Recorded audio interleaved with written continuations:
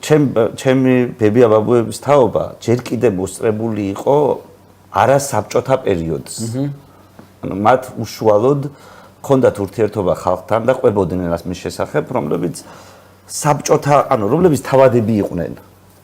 ანუ იცნობდნენ თავადები იყვნენ, ვიღაცა იყო გაკულაკებული, ვიღაცა რაღაცა, მაგრამ ვიღაცა თავადის ქალი იყო მათთვის, ვიღაცა რაღაცა იყო და ჩემი მშობლების თაობისთვის უკვე არა. ჩემი მშობლების თაობა უკვე კოლმეურნეობის თაობა არის, რომ სრულად რაღაც თვალსაზრისით ეს ნაწილი ყველა კოლმეურნეა აქ, ამ კოლმეურნეობის სისტემაში პედაგოგია, როგორც პირველად ჩემი მშობლებიდან რო დაიწყებენ და მე ყველა საფეხურს რო არა ოქტომბრელობიდან იწყებოდა. და ის მეხსიერებაც რაღაცნაირად იყო გაწყვეტილი, ამიტომ ჩემი ყოველთვის განსხვავდება ბებიების და მამების თაობა სავარაუდოდ შვილიშვილის თვალით, მაგრამ აი რაღაცნაირად მათ შორის ნეიტრალური თვალით დღევანდელი გადმოსახედა რო შევხედო, ეს საბჭოთა თაობა არის, ანუ მე მშობლებს კი არ ვაყენებ შეურაცხყოფას, მაგრამ რაღაც თვალსაზრისით ისინი საბჭოთა კავშირის სანიმუშო მოქალაქეები იყვნენ, აი პედაგოგები, ანუ საბჭოთა უნივერსიტეტის დამთავრებულები, რომლებიც მშვიდად ცხოვრობდნენ, იმიტომ რომ რაღაცა არ ზედმეტად არ გაჩხეროდნენ თვალში სისტემას, იმიტომ რომ მათ მშობლებს გამოცდილება ჰქონდათ, რომ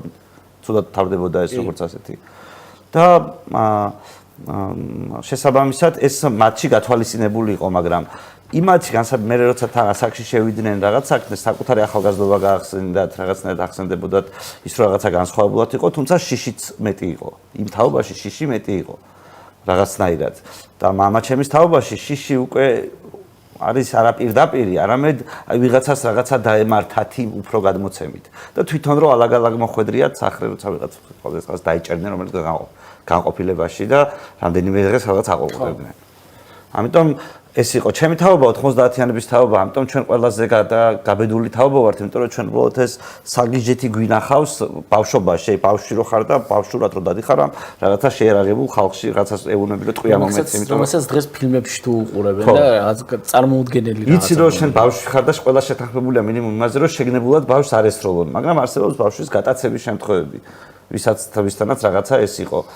ანუ და შენ ეს გამოგივლია, ანუ რაღაცნაირად აი რაღაც შენი ბავშვობის ეს ემოცია და მე რაღაცნაირად ანუ რისკებსაც ეს პრობლემას გიქმნის რაღაც ბევრ ადგილას, მაგრამ რისკებსაც მაინც რაღაცნაირად ისე უყურებ რა 90-იანების ბავშვი ხარ ბოლოს და ბოლოს და მაშინ ხვდები რომ უფრო სარისკო იყო ცხოვრება. თუმცა ცხოვრება სულ სარისკოა. ცხოვრება სულ სარისკოა, მაგრამ მაშინ განსაკუთრებით სარისკოა. და მის მერე რაღაცნაირად სულ იცი რომ აი რაღაცნაირად შენ უნდა გააკეთო ყველაფერი იმისთვის რომ